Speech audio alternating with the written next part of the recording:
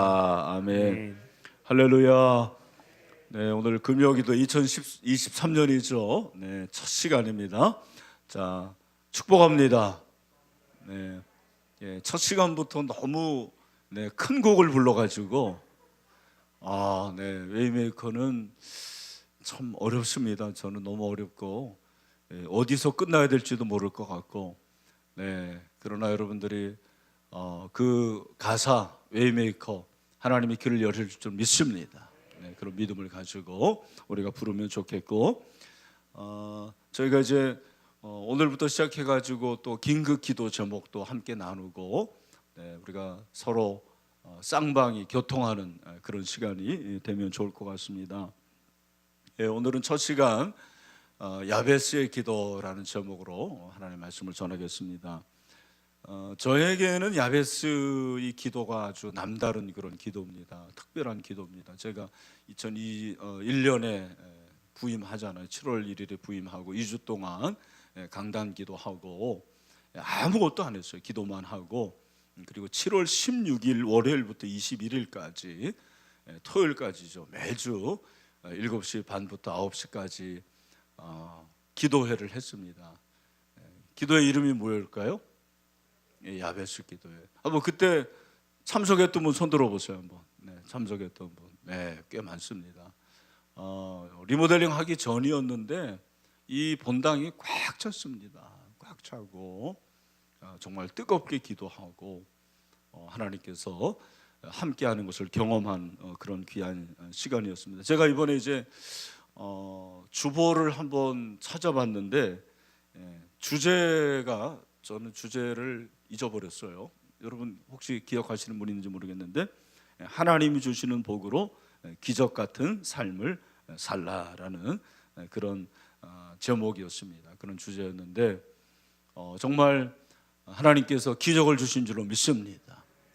우리 신일교회 복을 주시고 또 성도들에게 복을 주시고 우리가 기도한 것을 하나님께서 이렇게 하나하나씩 이루어지는 걸 볼 때 너무 감사했고, 이번에 이제 제가 하나님께서 이 말씀을 주셔서 21년 만에 설교하는 것 같아요. 그 전에 글쎄요, 이렇게 잠깐은 모르겠지만 이 본문을 가지고 기도에 관한 야베스의 기도는 정말 오랜만에 이렇게 설교를 하는 것 같습니다. 오늘 이 밤에 야베스의 은혜가 있게 되길 축원합니다. 구약 성경에서 참 어려운 성경이 이제 역대기인데, 역대기 이름도 어렵잖아요. 역대기, 그죠? 역대기인데 히브리어 그 역대기의 해석을 보니까 또 어려워요. 날들의 말들, 이게 무슨 말이죠? 날들의 말들. 영어로 하니까 the words of the days, 그러니까 그 날들의 말씀들이다, 말들이다, 그렇게 여러분들 이해를 하시면 될 것 같습니다. 역대기는 한마디로 말하면 연대기예요. 이스라엘의 연대기, 역사 이렇게 생각하는데 주제가 다윗 가문입니다. 그리고 무엇보다도 다윗의 왕조가 초점이 되어서 역대기는 그 다윗 왕조를 우리에게 말씀을 해주시는데, 무엇보다도 역대상 1장부터 9장에 참 뭐가 많이 나오냐면 족보가 나옵니다. 족보가 나오고, 그 족보가 나오니까 이름들이 이렇게 계속 나올 거 아닙니까? 이름이 나오는데, 이런 성경을 읽으면 여러분은 재미있어요? 재미없어요? 재미없어요. 진짜 재미없고, 내가 이걸 왜 읽나 그런 생각할 때도 있고, 저도 그렇습니다. 너무너무 지루해요. 근데 왜 족보를 하나님께서 말씀하셨을까요? 족보의 의미가 뭘까요? 여러분 족보 있죠? 집에 족보 있는 분들 있을 거예요. 족보를 왜 가지고 있죠? 왜 족보를 쓰죠? 뿌리를 캐는 거예요. 족보라는 것은 뿌리입니다. 뿌리. 그러니까 이스라엘의 뿌리를 찾는 건데, 그 이스라엘의 뿌리를 찾는데 그 뿌리가 어느 정도냐면, 역대상 1장 1절을 보니까 뭐라고 되어 있냐면 1장 1절 아담, 셋, 에노스, 그 뿌리가 누구까지 가는 거예요?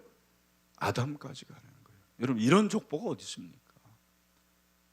인류의 최초의 조상이라고 할 수 있는 첫 인간인 아담까지 뿌리가 내려가는 거예요. 그리고 그 뿌리를 통해 가지고 계속해서 이스라엘의 12지파의 족보가 나오고, 그 중에서 우리가 이제 4장을 보게 되는데, 4장은 아마 여러분 성경의 표제에도 나올 텐데 유다의 자손이 그렇게 되어 있습니다. 12지파의 자손들이 계속해서 나오는데, 그 중에서 우리가 4장을 보면 유다의 자손인데, 유다의 자손을 언급하면서 그 중에서 중요한 인물들을 우리에게 말해주더라고요. 그 첫 번째 인물이 바로 야베스예요. 9절과 10절에 나오는 야베스고, 그리고 13절에 보시면 13절에 누가 나옵니까? 온니엘 아시잖아요. 사사 온니엘이 나오고요. 그리고 15절에 보면 갈렙이 나오고 18절에도 메렛이 나오고, 이런 사람들은 굉장히 좀 주요한 인물이라는 거예요. 특별한 인물이라는 것을 우리에게 이제 말해주는데, 그 인물들 중에 첫 번째 인물이 누구라고요? 야베스입니다. 근데 야베스가 누구냐라는 것에 대해서 학자들이 잘 모른다고 그래요. 솔직히 야베스가 누구인지. 왜냐하면 야베스라는 이름이 딱 여기에 한번 등장을 합니다. 그러니까 야베스가 어떤 인물인지 정확히 모르는데, 그러나 야베스가 누구인지를 알 수 있는 그런 하나의 어떤 단서는 나오더라고요. 9절에 보면 야베스는 그랬는데, 우리말 성경에는 야베스는 그렇지만 원어를 보면 이게 이제 와우 접속사 그래가지고 제일 먼저 무엇이 있다가 나와요. 무엇이 있는데 무엇이다. 그러니까 야베스라는 사람이다 이렇게 얘기하는데, 그 야베스라는 사람, 그 사람과 연관, 그러니까 9절과 연관해서는 그 앞절을 받는 거거든요. 그리고라는 거니까 9절이 고스는 아눕과 세베버와 하룸의 아들 아히엘 종족들을 낳았다 그랬으니까 고스가 나와요. 이 고스가 바로 9절에 나오는 그의 형제보다 그랬잖아요. 야베스가 그의 형제보다 더 존귀한 자라 그랬는데, 그 고스가 바로 형제라는 거죠. 야베스의 형제가 누구예요? 고스. 그 정도 알 수 있는 거예요. 더 많이는 몰라요. 근데 야베스가 어떤 사람인지에 대해서 9절에서 말하는 것이 뭐냐면, 그의 어머니가 이름하여 이르되 야베스라. 야베스의 이름은 누가 지었어요? 엄마가 지었어요. 혹시 여러분 가운데서 내 이름은 엄마가 지었다 한번 흔들어 보세요. 나는 모른다. 모른다가 많을 거예요. 그죠? 대충 여러분 대부분 이름은 누가 짓습니까? 아버지가 져요. 또 아니면 할아버지, 또 아니면 목사가 짓습니다. 그러니까 대부분 아빠가 짓든지 할아버지가 짓든지 그런 가부장적인 가정에서 이상하게 야베스는 누가 이름을 졌다? 왜 엄마가 이름을 졌을까요? 예? 여기에 중요한 의미가 있는 거죠. 아버지가 일찍 돌아가신 거예요. 유복자라는 거예요. 엄마가 이름을 졌어요. 그러니까 그의 태생부터가 너무너무 곤궁하고 피찮은 사람이에요. 유복자. 그리고 여기 보면 어머니가 이름하여 이르되 야베스라 했는데, 내가 수고로, 야베스의 이름의 뜻이 뭐예요? 수고예요. 수고. 여러분 아무리 힘들어도 우리 이름 중에 수고라는 이름이 있습니까? 또 다른 말로 하면 곤고, 이런 말이에요. 우리가 여러분 인생이 아무리 고달프고 그의 태생이 흙수저고 뭐 그러더라도 이름만큼은 잘 줘주잖아요. 그렇잖아요. 제 이름 보십시오. 권세권의 빛날리, 이렇게 멋진 이름이 어디 있습니까? 이름을 잘 짓는데 야베스의 이름은 뜻이 뭐라고요? 수고, 곤고, 환난. 오죽했으면 이렇게 했어요. 그런데 수고로이 나았다라고 하니까 우리 자매들은 아시겠지만 뭐 이게 난산이었다는, 난산. 오늘날이야 여러분 난산에도 웬만하면 다 살지만 그 당시에 난산하면 거의 다 죽는 거예요. 그런데 하나님의 은혜로 살아났어요. 아마도 그래서 어떤 사람은 야베스는 장애인이 아닐까라는 생각도 하는 분들도 있더라고요. 왜? 난산 가운데서 태어났으니까. 유복자고 난산 가운데서 태어나고, 그리고 그에게 있는 게 아무것도 없었던 것 같아요. 참 너무나도 비천한 인생이었다는 것을 우리에게 말해주는 것입니다. 그런데 이러한 열악한 환경 가운데서 야베스가 정말 잘한 게 뭐냐면 그게 바로 10절이에요. 10절에서 뭐라고 그랬습니까? 야베스가 이스라엘 하나님께 아뢰어 이르되, 따라합시다. 아뢰어 이르되. 이 아뢰어 이르다라는 것이 히브리어로 어떤 말이냐? 이것이 바로 부르짖다 그런 말이에요. 이건 절박하고 다급한 가운데서 부르짖는 것을 말합니다. 다급한 요구예요. 곤궁 가운데서 부르짖는 단어가 바로 여기 나오는 아뢰어 이르다라는 그런 단어입니다. 이 단어가 쓰인 곳이 시편 34편 6절이더라고요. 같이 한번 34편 6절을 읽어보겠습니다. 시작. 이 공고한 자가 부르짖음에 여호와께서 들으시고 그의 모든 환난에서 구원하셨도다. 아멘. 여기 보니까 이 곤고한 자가 뭐예요? 부르짖음에. 이 부르짖다라는 것이 아뢰어 이르다예요. 부르짖다, 아뢰어 이르다. 곤고한 자, 이 곤고한 자라는 건 뭐예요? 비천한 자라는 말입니다. 이 비천한 자가 아무것도 없고, 그리고 유복자고, 또 여러 가지 모습에서, 환경에서 내놓을 것이 아무것도 없는 제가 하나님께 부르짖습니다. 시편 기자가 얘기하고 있는데 이와 똑같은 단어를 지금 10절에서 사용을 하고 있어요. 그 야베스가 하나님 앞에 부르짖는데 어떤 기도를 하냐면, 주께서 내게 복을 주시려거든 나의 지역을 넓혀달라, 그렇게 말씀하고 있습니다. 첫 번째 우리가 알아야 될 것은 주께서 내게 복을 주시려거든 그랬는데, 이게 이제 저도 히브리어를 잘하는 사람이 아니어가지고 이 직역을 어떻게 해야 될지 잘 모르겠는데, 그러나 여기서 말하는 복을 주시려거든, 하나님이 주시려면 주고 말하면 말만, 그게 아니고 하나님이 주시길 원한다라는 그런 표현인 것 같아요. 하나님이 나에게 복을 주셨으면 좋겠습니다. 간절한 소망이고, 그리고 하나님께 간구하는 것을 말하는 것인데, 근데 한 가지 재미있는 것은 여기서 복을 주시려고는 그랬을 때 이 복을 주다라는 동사가 바라크라는 동사인데, 이 바라크라는 동사는 두 가지 뜻이 있습니다. 하나는 복이라는 뜻이 있고, 또 하나는 무릎을 꿇다 그런 뜻이 있어요. 이 두 가지가 거의 같이 쓰입니다. 그러니까 야베스가 이렇게 비천한 가운데서 하나님께 부르짖는데, 하나님 제게 복을 주시려거든, 그 말은 무슨 말입니까? 하나님, 제가 하나님 앞에 무릎을 꿇기를 원합니다, 그 말이에요. 내게 복을 주시기를 원합니다. 그 뜻은 그냥 단지 복을 주세요, 우리가 말하는 그런 의미가 아닐 수도 있다라는 거예요. 그런 의미일 수도 있지만, 여기서 말하는 복을 주시려거든, 그 말은 하나님, 제가 하나님께 무릎을 꿇습니다. 그 말은 무슨 말입니까? 하나님, 제가 하나님께 기도합니다, 그 말이죠. 여러분, 내가 원하는 것을 얻는 것도 복이지만, 여러분, 우리가 하나님께 무릎을 꿇는 것이 복입니다. 하나님께 기도하는 것이 복입니다.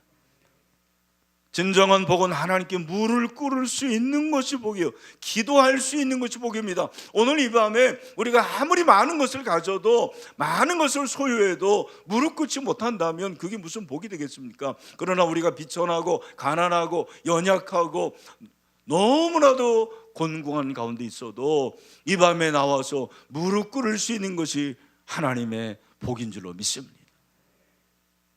그런 의미에서 여러분, 금요기도회 때 나오시고, 여기 청년들도 나오고, 또 이렇게 많은 분들이 나왔는데, 올 한 해 부르짖는 저와 여러분 되시기를 축원합니다. 노래방 같은 데 가서 소리 지르지 마시고, 이 밤에 나와서 하나님께 부르짖고 간구하는 저와 여러분 되시길 주님의 이름으로 축원합니다. 그래서 내게 복을 주시려거든 나의 지역을 넓혀달라 그러는 거예요. 여기 지역이라는 것은 경계를 말하는 거죠. 여러분이 아시는 대로 그 당시에 제사는 땅입니다. 그러니까 땅을 넓혀달라라는 말은 하나님 저에게 복을 주세요, 그리고 제가 물질로 더 많은 것을 누리게 해주세요, 그런 말이 될 수가 있겠죠. 출애굽기 34장 24절 같은 데 보면 내가 이방 나라들 내 앞에서 쫓아내고 내 지경을 넓힌다 그랬는데 이 지경을 넓히는 것은 땅을 넓히는 거예요. 하나님께서 그런 은혜를 복을 주시는 것을 말하는 것입니다. 그런데 여기서 지경을 넓히고 지역을 넓히는 것은 그런 것도 되지만 어떤 의미가 있습니까? 이것은 나의 영향력을 넓혀 주시옵소서, 그런 의미가 있는 거예요. 나의 영향력을 넓혀 주시옵소서, 큰 영향력을 미칠 수 있게 해달라고 하나님께 기도하는 것입니다. 여러분, 하나님은 비천한 자를 통해서 하나님의 일을 이루어 주십니다. 그리고 영향력을 크게 해 주십니다. 우리 다음 세대들이 영향력을 발휘하게 되길 축원합니다. 그런데 하나님이 영향력을 발휘할 때 중요한 것은 하나님이 잘하시는 것이 있습니다. 하나님은 평범한 사람들을 통해서 영향력을 발휘하게 하십니다. 똑똑하고 특출나고 대단한 사람만이 아닙니다. 참 우리처럼 이렇게 번부 안 해요. 다 우리 평범한 사람들, 그렇죠? 아무것도 아닌 사람들. 그러나 하나님께서는 저와 여러분 같은 평범한 사람을 통해서 지역을 넓혀 주십니다. 영향력을 발휘해 주십니다. 하나님의 일을 이루어 주십니다. 그 하나님은 그렇게 일을 하시고 주의 손으로 나를 도우사 그랬어요. 주의 손으로 나를 도우사라는 것은 주의 손이 나와 함께 하사, 그렇게 되어 있어요. 주의 손이 나와 함께 하사, 주의 손은 능력을 말하는 것입니다. 여러분, 우리가 하나님께 기도할 때 하나님이 일하십니다. 그 하나님이 일하시는 것은 주의 손이 우리와 함께 하시기 때문입니다. 그래서 그 하나님은 손길을 통해서 저와 여러분을 날마다 도우시는 거예요. 매 순간 도우십니다. 우리가 힘들고 어려울 때뿐만 아니라 우리가 슬플 때, 낙심될 때, 외로울 때, 즐겁고 행복하고 화나고, 그리고 이 세상의 모든 것이 끊어질지라도 주의 손은 우리와 함께 하십니다. 오늘 이 밤에도 우리의 손을 붙들어 주시는 전능하신 하나님인 줄로 믿습니다. 그래서 그 하나님이 나를 도우사 나로 환난을 벗어나 내게 근심이 없게 하옵소서. 여기서 이 환난이라는 것은 여러분이 알고 있는 환난이 아니에요. 이 환난이라는 것은 악을 말하는 거예요. 악. 하나님, 제가 악을 이기게 해주세요. 왜 근심이 있습니까? 우리가 죄악 가운데 있습니까? 그렇죠. 악한 가운데 있으니까 그렇습니다. 여기서 말하는 환난이라는 것은 역경 고난보다도 유혹을 말하는 것, 시험을 말하는 것. 사단은 항상 시험을 통해서 우리로 근심하게 하고 두렵게 합니다. 그렇죠? 그런데 야베스는 하나님, 저를 도와주셔서 악에서 이기게 하여 주시옵소서, 그렇게 기도하는 거예요. 여러분, 악에서 이기게 하기를 축원합니다.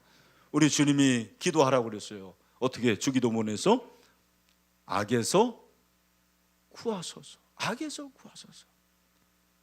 여러분, 사단은 마음을 통해서 우리로 악을 행하게 합니다. 그죠? 사단은 자꾸 우리의 마음을 지키지 못하게 합니다. 잠언 기자는 4장 23절에서 모든 지킬 만한 것 중에서 더욱 내 마음을 지키라, 생명이 근원이 이에서 남이라, 그렇게 말씀하고 있습니다. 사단은 우리의 마음을 자꾸 무너뜨립니다. 그런데 우리의 마음을 지켜야 되죠. 내 마음의 울타리를 지켜야 돼요. 사단은 우리를 유혹합니다. 시험합니다. 그러나 사단이 우리를 공격하지 못하게 할 수는 없어요. 그렇죠? 그러나 그 사단의 공격에서 우리는 이길 수 있습니다. 그렇죠? 공격까지 못하게 할 수는 없는 거예요. 어떻게 여러분, 새가 공중에 나는 것을 우리가 막을 수가 있습니까? 그러나 새가 내 머리 위에 둥지를 만드는 것은 막을 수가 있는 거예요. 사단이 우리의 마음을 유혹합니다. 시험합니다. 실패할 때도 있어요. 낙심할 때도 있습니다. 그리고 실수할 때도 있습니다. 범죄할 때도 있습니다. 그러나 여러분, 우리가 회개하고 자복하고 다시 원래의 자리로 돌아와야 될 줄로 믿습니다. 주의 손이 우리와 함께 하실 때 얼마든지 그럴 수가 있습니다. 그러니까 사실은 기도하는 사람은 악한 사람이 돼서는 안 돼요. 그렇게 될 수가 없습니다. 기도하는 사람은 저는 악하기가 쉽지 않다고 생각하는 사람이에요. 오늘 금요기도 여러분들 이렇게 매주 나와서 기도하고 또 새벽에 기도하는데 저와 여러분의 영 가운데 선한 영이 있게 되기를 축원합니다. 그래서 우리는 악에서 건짐을 받을 수가 있는 거죠. 여러분, 우리가 악에서 구원을 받으려면 끊임없이 기도해야 됩니다. 기도할 때 하나님이 우리의 마음을 지켜주십니다. 저는 오늘 이 본문에 야베스의 기도의 핵심은 마지막에 있다고 생각해요. 맨 마지막에. 우리 10절 말씀을 다시 한번 읽어봤으면 좋겠습니다. 10절입니다. 시작. 야베스가 이스라엘 하나님께 아뢰어 이르되 주께서 내게 복을 주시려거든 나의 지역을 넓히시고 주의 손으로 나를 도우사 나로 환난을 벗어나 내게 근심이 없게 하옵소서 하였더니 하나님이 그가 구하는 것을 허락하셨더라. 아멘. 여러분, 이것이 기도인 줄로 믿습니다. 기도는 하나님이 허락하셔야 됩니다. 기도는 내가 응답받는 게 아니에요. 사실은 물론 내가 응답받는 것이 맞지만 내가 응답받는다는 것은 하나님이 허락하신다라는 뜻이에요. 오늘 이 밤에 우리가 기도할 때 하나님이 허락하시기를 축원합니다. 최고의 기도는 내 요구가 성취되는 것보다도 하나님의 주권을 내가 인식하고 하나님이 나의 하나님이 됨을 날마다 확인하는 것입니다. 그래서 우리가 기도해야 되는 거예요. 우리가 기도할 때 하나님이 허락해 주십니다. 하나님이 이루어 주십니다. 예수님은 기도를 통해서 하나님의 주권을 확인하신 분이에요. 기도의 모델이십니다. 누가복음 22장 41절부터 보니까 뭐라고 말합니까? 우리 또 한번 읽어보겠습니다. 시작. 그들을 떠나 돌덜진 만큼 가서 무릎을 꿇고 기도하여 이르시되 아버지여 만일 아버지의 뜻이거든 이 잔을 내게서 옮기시옵소서. 그러나 내 원대로 맛이 없고 아버지의 원대로 되기를 원하나이다 하시니. 아멘. 여러분, 그 다음에 뭐라고 했어요? 천사가 하늘로부터 예수께 나타나 힘을 더하더라. 아멘. 여러분, 하나님이 허락하시면 됩니다. 하나님이 허락하실 때 천사가 나타나 도우십니다. 오늘 이 밤에도 그런 역사가 있게 되기를 축원합니다. 하나님이 일하시는 거예요. 저는 야베스를 보면서 야베스의 시작이 미약하지만 그가 얼마나 놀라운 사람이 된 것을 발견합니다. 그의 시작은 수고고 고난이고 환난이었잖아요. 그런데 그는 이런 말이 어떨지 모르지만 이름값을 못한 사람이에요. 긍정적인 의미로 이름값을 해야 된다고 그러잖아요. 좋은 이름을 가졌으나 이름값을 못하는 사람이 태반이에요.